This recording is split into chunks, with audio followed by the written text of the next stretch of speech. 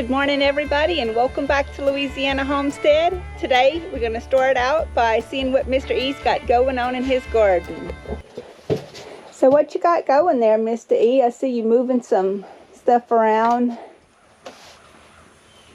Been trying to raise cabbages from seeds, and every year I'm having a hard time. I don't know why.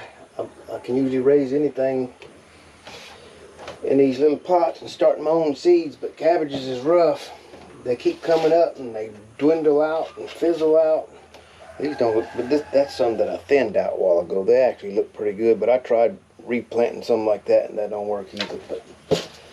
So I was picking up some of the cabbages that didn't make it, that I started by seeds, and thinning them out. I got a few here. Some of them look rough. See, that's got some kind of little disease or something on it. I never had that problem before either. I don't know if it's the potting soil. Some of this is potting soil from last year, which I did have some bad potting soil in some of my stuff, but I don't know. Cabbages are hard to get going. The plants seem like they're real fragile. They got a thin base when they start. Yeah, even when you buy good ones at the I had store. the same problem last year. I was able to raise some from seeds, but I ended up buying some more right here because I don't trust them. Yeah, that comes from a good trusted nursery too. Yeah. These do. So some of my hay is breaking down out there, and I'm thinking some of it might be too rich for some of my cabbage, but I'll look at some that I transplanted this morning. They look good. Okay. I think they got the sun scalded some of them because it's been so wet since we had that hurricane that passed through. Oh yeah, that tropical rain. We just got rain out of it. Right. And it's been wet, and then the sun came out, and some of them cabbages I think that I got some that I planted from seeds and some that I got from a local nursery that we haven't been having good success with. I hate to say that, but yeah, some of them got like disease. They wasn't healthy.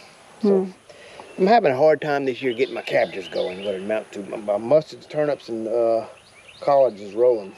That's the most trouble I have with starting with seeds, starting seeds from plants. Have a kind of a rough time germinating peppers, but I'm getting better at that. But once the peppers germinate, I don't have no hard time at all. Yeah. I can germinate cabbage seeds all day long, but they come up that big and they start wasting away. So that's my two rough spots right now. And the sweet potatoes. First few years I raised sweet potatoes, weeds, nothing bothered it bad. I made big old, some sweet potatoes that big and just loads of them. And now the weeds take over so bad I can't hardly, we're not even going to harvest sweet potatoes this year. I did another video and showed y'all.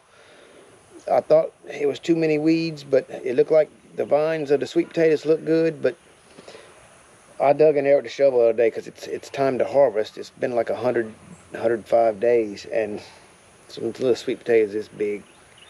The bugs got some of them, but I couldn't spray for bugs like I needed to because it was weeds that tall. So I got to figure out some weed control for them. Other than that, we just have to raise handfuls of sweet potatoes in raised beds, or where we can raise them into hay maybe, hay or something. I don't know. We haven't figured it out yet. As far as producing bulk sweet potatoes like I thought I was going to be able to do, I still got some work on that. Yeah, okay. So the last several years, I haven't had, I'm sorry, Oreo. Come on, baby, I'm sorry. I hadn't had much, been having some problems with some of the potting soil. We talked about that on some of the other videos. Some of those name brands I get, it's hit and miss. So I decided I wasn't getting some of those name brands and the big box stores got, and one of the trusted nurseries we got, they had different kinds of topsoil / garden soil, and they actually had samples in Ziploc bags where you could see what you was getting. And I like this one. I don't know who Southern Mulch is. It says premium quality, and I looked at the Ziploc bag sample and it was awesome. Because some of these, I'm gonna just say it, some of these Miracle Grow, I don't need them to sponsor me. No. So this Miracle Grow stuff that used to be good years ago, which might have something to do with some of my cabbage plants, because some of them's better than others. Yeah. And I actually was running low on pot and soil, and I used some leftover in a bag from last year, and so that got mixed in there.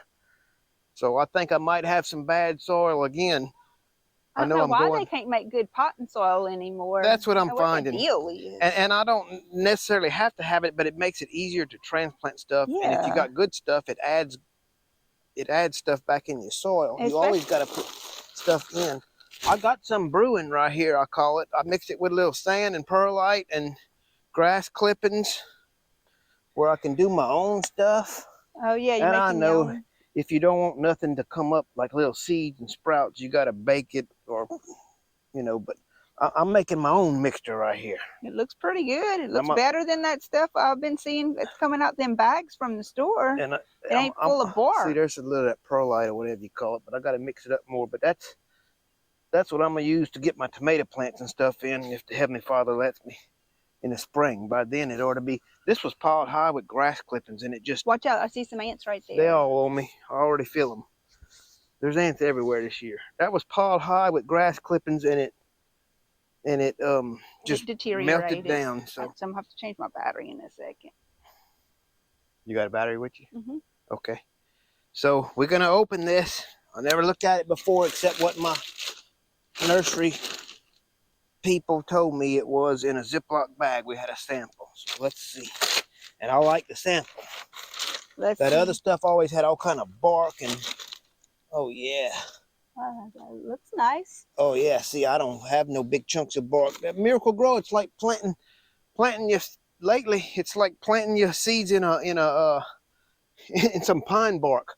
I know. I'm buying a bag of bark. Hey, this is planting that. And this was about $5 for 1 cubic bag. A cubic foot. And it looks good. The Miracle Grow's like, $13, $16 for 2 cubic feet. So this is cheaper. This stuff awesome looking. It does. I haven't seen any that look that color or that texture. Well, there you go. Southern mulch, premium quality. Yep. Okay. Suelo Superior de Primero Calidad. Where's it made at? Does it say? All-purpose soil conditioner enriched with organic compost, great for top dressing, sods, lawns. This bag is open. So let's see. Port Island, Louisiana. Hey, that might be our neighbor's daughter started a mulching thing. That might be theirs. It might be. I don't know. That is close to Baton Rouge. That's about an hour from here. Yep. Okay. Well.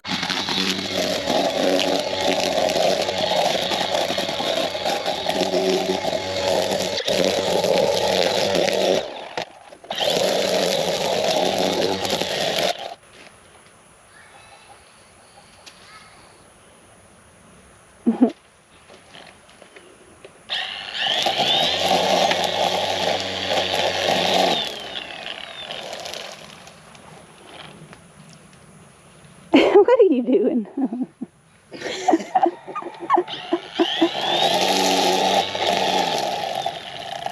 Battery.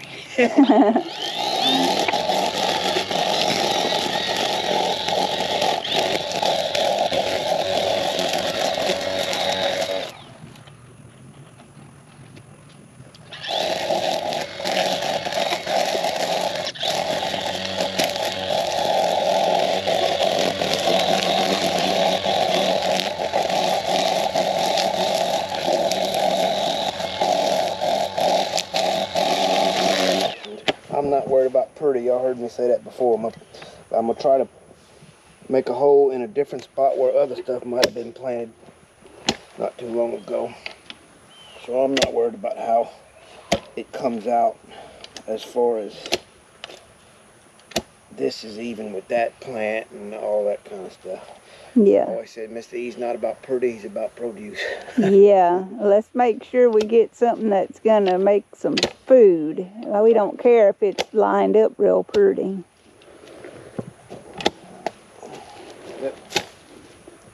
far enough, Mama. Is that a vine or a string?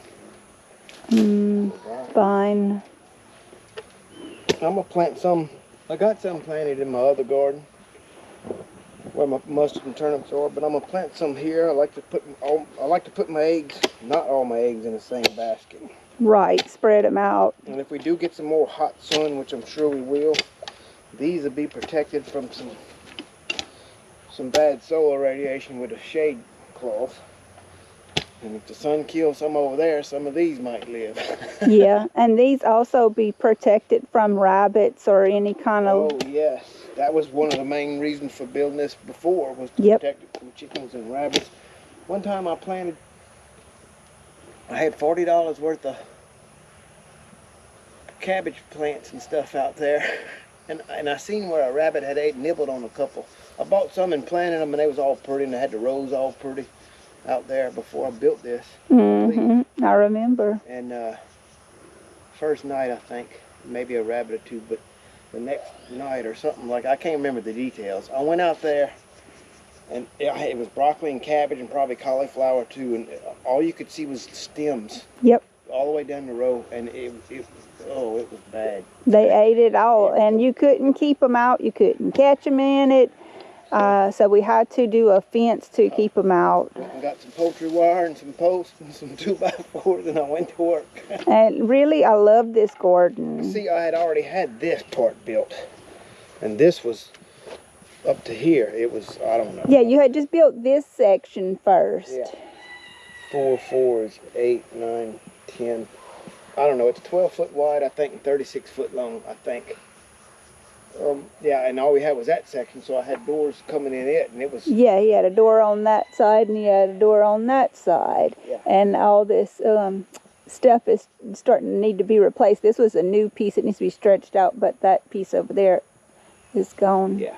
I'll have to put a new one. So then I added on to this after the rabbit episode, I believe, is when that happened, and where I could plant more stuff. Yeah, and now it's so nice. We got this hall here, and we got a hall between those. And it works so good. I can even work out here when it's very hot, and it's not that hot in here. So a shade house to me is way better than a greenhouse. A greenhouse has its purpose and its place, but a shade house to me for our area is just awesome for growing in. I see earthworms, Mama. See, I'm not putting a whole lot of effort getting these little holes dug. No. I'm digging them. But just going through showing what you dug already. Stuff in there. You gonna put some of that stuff in there? Yeah. And then when I transplant my plants, they're gonna go in there easy. I'm gonna put some water, and I believe I'm gonna leave this open, Mama, where we can go around. Oh yeah. No more right there. Yeah. Used to. You know, as you get older, you're supposed to get wiser, hopefully. And I tried to. But used to, I'd plant every available space, and you couldn't walk. We had an area like this one time. I remember where the outdoor kitchen was. It wasn't but about this big. I had like 140 tomato plants in it, plus whatever else. I can remember all the tomato plants. It's planted about that far apart everywhere. But yeah. Now, you gotta give them some space. Yeah, and I like how you did space your peppers and your tomatoes. How you did peppers, yeah. Tomatoes. You know, you alternated, and it left some spaces. Now you can come back between your peppers, even though we have the tomatoes pulled up. Now you have that space to plant whatever you want to plant.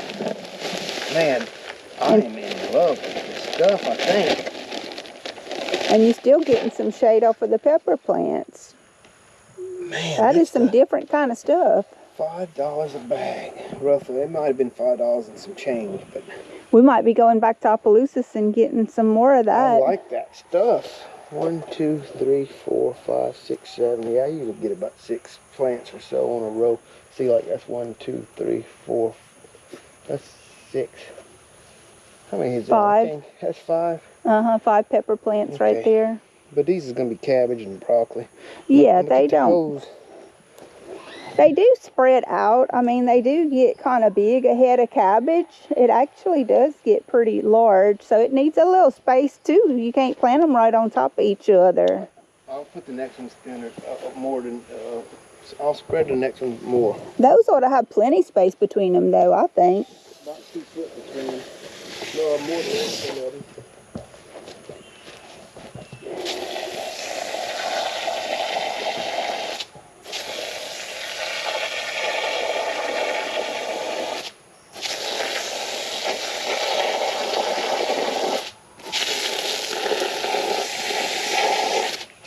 This is not city water. This is Well water. yeah, this is well water.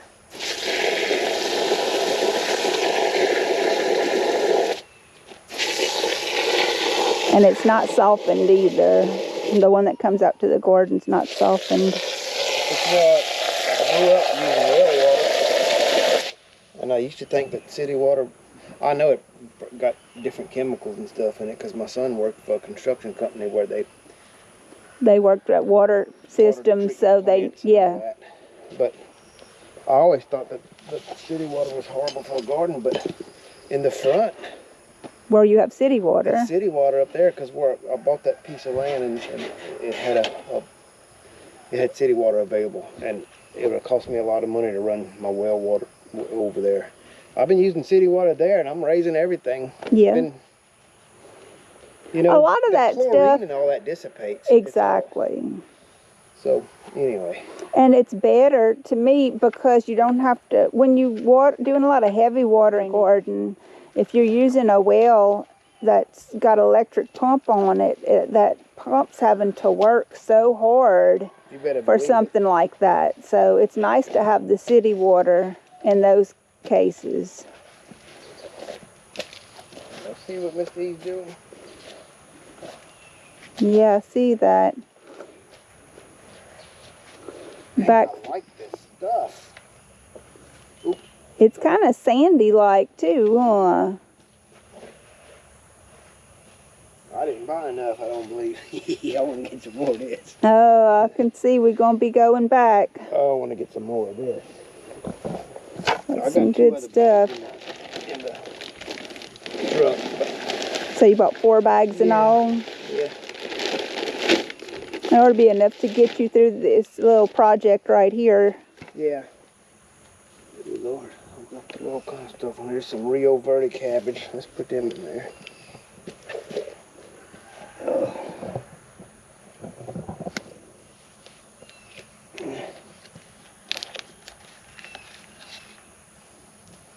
You see, it's all wet. Look at there. Nice and soft, ready to receive your plant, and those roots won't be struggling to come out because it's got some good soft dirt. We don't really need that, but yeah. It's just an easy way that I find to transplant them. See, Yeah. nice and wet. Yeah. That's good. I see you keep your little bucket by you if you need a little extra. That's good too. You prepared, but you do it enough where you know what you need. It's kind of like when I clean the air conditioners or anything else. I get everything I need together before I start doing it, so I'm not having to get up and run and go get this, go get that. After you do a project enough times, you know exactly what you're going to need. You can get all that, bring it to where you're going to need it, and then you can do your job without having to get up and run to go get this, that, and the other. And that's what you've got going here. I see the same kind of process. Yeah. This is my little planting bed. It's been working pretty good for me. Yeah. You want to go look at them other cabbages to show the difference? Or you okay? I'm okay. Huh? I mean, I might go and look at. We can go look at them. Let me plant this 6-pack and we'll go. Yeah. I'm thinking I got so much hay piled up it's breaking down. It might be too rich, but for some stuff, but it don't seem like it now because I don't know. I'm not sure. Yeah. It's gonna be all right. Sometimes you just don't know what went right or went wrong when you planting stuff. You know, some plants will do real good, and you're like, I don't know why that one did so well, or some will die off, and you're like, I don't know what caused that one to die. The main problem I think I had out there right now is it's a little bit early. The cabbages like it a little cooler. Yeah.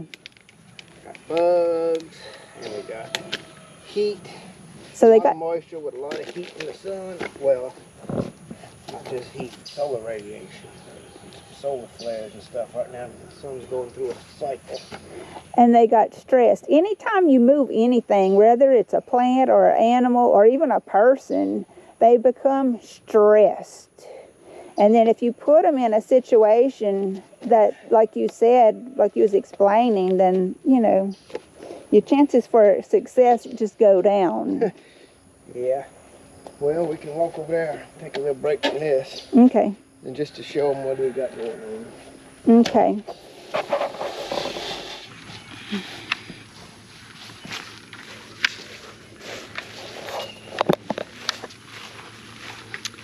Okay, this is the other section of Gordon where he's got some cabbage plants going that we're going to take a little look at. That's broccoli. This is a broccoli. This is where I had. That's broccoli. This is where I had cabbages by seed. I done planted it about 3 times. I don't know if the camera pick it up. See, that's the cabbage plant. That's a survivor for now, that one. But who's to say? These are some cabbage plants from a local nursery that just. Yeah, they flop. I think the combination of moisture and the sun and bugs, which I sprayed them a bunch of times, but it might have been a little early. That one's going to make it, I believe, but it's just, that's like too much moisture with the sun, like scalded us or something, I think. Yeah, could be. That's just a little, was going to be a zucchini squash, but the squash bug stung it several times and it just couldn't, it's not going to, I don't think it's going to do anything. We have never made squash this time of year. No, it was trying to make some zucchinis, but the squash bugs stung it so much and they're starting to do the same thing to that one. Oh, And yeah. I done sprayed them. I ain't never seen us make none of that this time of year. Stay there? Well, come around, because I'll show you. This is, see, this is some of my cabbage from seeds. They look like, they got one I seen this morning over there was dying. Some of them look like they gonna make it, but like you said, who knows? They start looking good one minute and bad the next. Some squash bugs stung. I mean, I'm not worried about trying to raise that in the fall, but that was some cushaws that voluntarily sprouted where I was saving some in the barn, and I brought the sprouts out here and threw them in there, and they was making, and then the squash bug stung them. See that one killed over. That's I a see bug, that. I think. Yeah, it does look like it. Ain't looking too great. Takes a lot of trying. Oh, it takes a lot of trying if you're gonna make. But and I'm telling you, I sprayed these several times, but look what the bugs done did to them. Yeah, the bugs are bad right now, evidently. And everything loves cabbage. It's very sweet and tender and delicious, and everything loves it. They're just struggling. It's just the dangest thing. Look, makes you want to give up, but I'm not gonna give up. Yeah, because you know, every year it's the biggest struggle with these plants. So if you can get them from seed, it's much more economical, because look how many you have to go through. I can go show them where I laid out my my hay so that it can be deteriorating for next year. I won't plant nothing there till after till the spring. But I can go show them where we covered up. Wasn't worried about it. I figured they'd come up. Some green onions, shallots and green onions. Yeah, and you tell them. They busted through that hay, boy, and that hay's thick, thick, thick, thick. Mm-hmm. And you tell them about how the sweet potatoes right here are doing good. Did we do a video with that or no? Yeah, this is a well, you can see the bugs is eating the vine. I sprayed them the other day, but everything likes to eat that too. Yeah, this is a little experiment. I took like 4 or 5 sweet potato Slips. slips and put under the hay here to see. And we looked, me and Miss KK, I think, right here the other day, and it looks like this is going to be a success where we can keep the weeds out. I don't know where we looked. But we did. We looked We under did. there and we seen some big sweet potatoes. So Yeah. we're going to be having some here. There's the start of some right there, but I can't dig good. Yeah, we don't want to dig them up right now. They're not quite, these didn't stay the amount of time yet. No, They got to yeah, go a little these are longer. only- These might be 85 days, 80 days. I don't know, something like that. And they're supposed to stay how long? 100? 100 depends on the variety, but you can go 120 as long as the bugs ain't eating them or they're not rotting. Okay. Some of them's 90 days.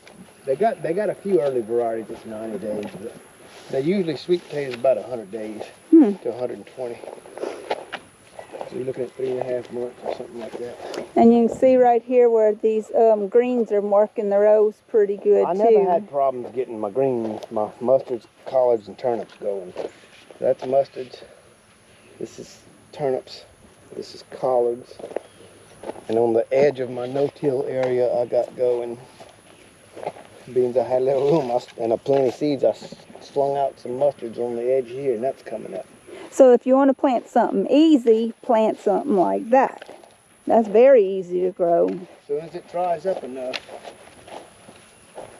if the Heavenly Father lets me, I'm gonna take this section and plow it up again, because it's got some morning glories that just keep on coming, but I'm gonna plow it up again, turn it all over, and I'm gonna plant it just like I did over there, because that's good chicken food and stuff in the winter, and good food for everybody. And good cover crops to keep the weeds out. And you know what would do good? To hit it with that sledgehammer before you plow it under. I don't know. No, that stuff is, I don't know what that costs. And what, yeah, I don't either. You got to hit the plant, baby, with that. I never looked into that. That's to kill what we call cocoa grass or nut sedge that we found out is the real name. Yeah, I see a lot of it coming up in there. That's why I had said that. I can't control all of it. It's too much. But I'm gonna plant some carrots here too, if Heavenly Father lets me. Let's show them.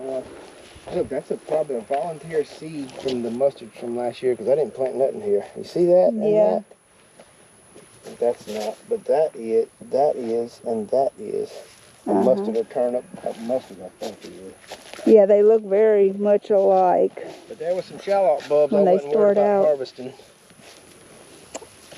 And they came right up through the hay, huh? And I'm talking about that hay's thick like this, probably, especially on that row area there.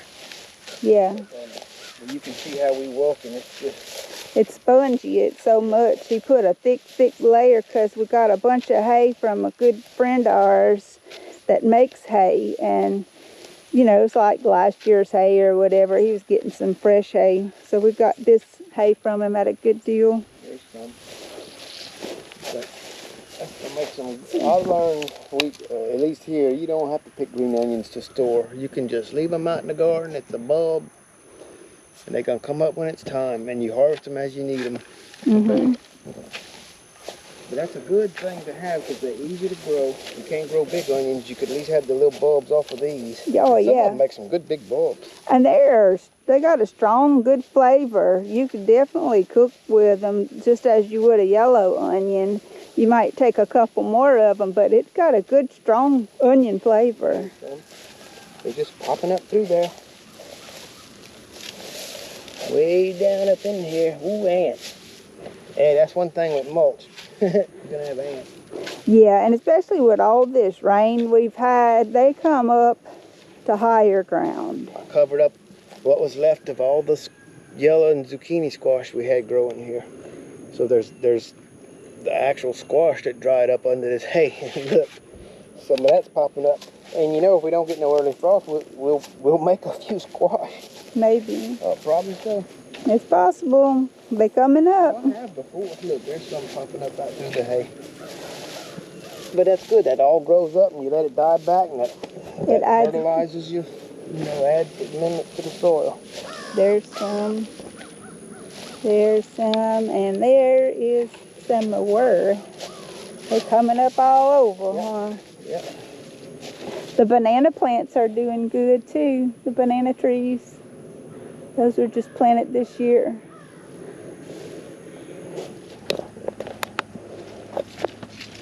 There's some green onions we harvested that I was going to replant later, eat a few. And I laid them here, and they've been here a few weeks, and they just started taking root. And they're the prettiest things you ever seen. Yep, they're just thrown on top of the ground right here. And they took root. They got some nice tops on them. But they in an area. We are on the north side of this little tool shed. Yeah, so they got some protection from the heat. But although they love the sun. They're pretty though. They are pretty. I'm going to go on ahead and make us some breakfast now. So I'm going to be doing some eggs and grits and sausage. Some yellow grits. I have to cook them for about 20 minutes.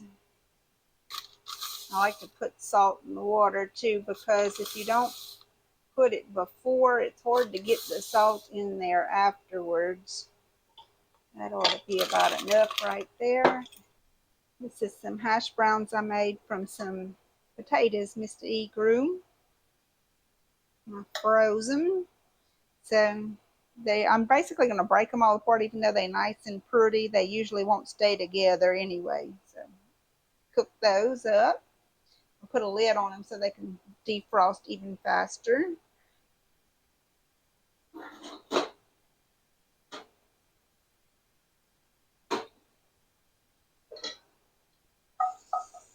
Here's some smoked deer sausage we made this past season.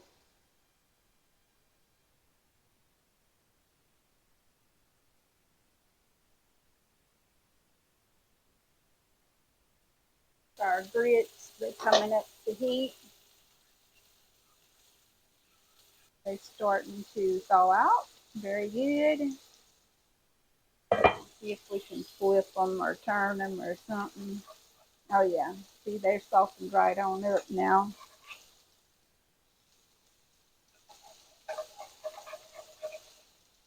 So they're going to fall all to pieces. I don't know how you would make them stay together. Okay.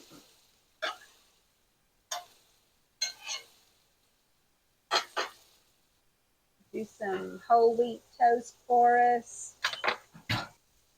Those are cooking good now. Boiling. I have a little butter in there.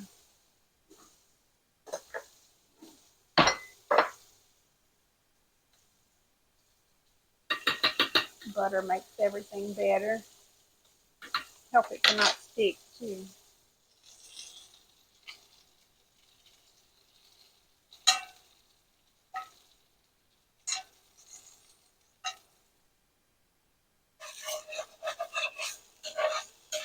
Leave a little oil in here.